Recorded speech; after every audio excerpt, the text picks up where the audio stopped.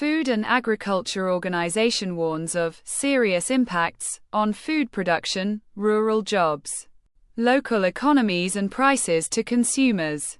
The United Nations Food and Agriculture Organization, FAO, is raising the alarm over a rapidly escalating bird flu crisis as the highly pathogenic H5N1 virus spreads from poultry to mammals, fueling concerns over food security and a potential human spillover.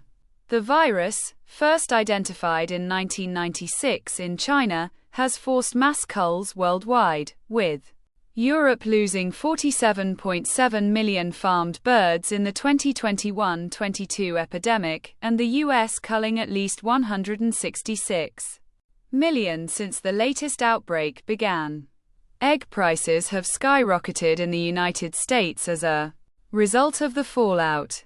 FAO Deputy Director General Godfrey Magwenzi on Monday described the situation as unprecedented, leading to serious impacts on food production, rural jobs, local economies and prices for consumers. The virus isn't stopping at poultry barns. H5N1 has also surfaced in wild and domestic mammals, including zoo animals, pets, and dairy cattle.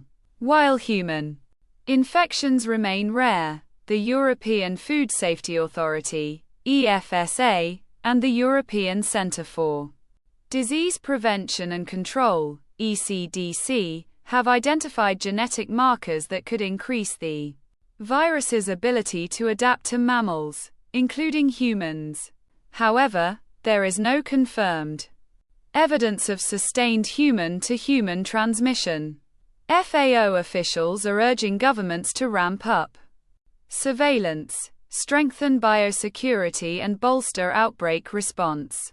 FAO Deputy Director General Beth Bechdol emphasized the need for coordinated global action to halt the virus's spread and prevent further disruptions to food systems, stating, and quote, "A chain is only as strong as its weakest link," and quote, while wild birds play a key role in transmission, evidence also points to high-density poultry farming as a factor that can accelerate outbreaks when biosecurity measures fail.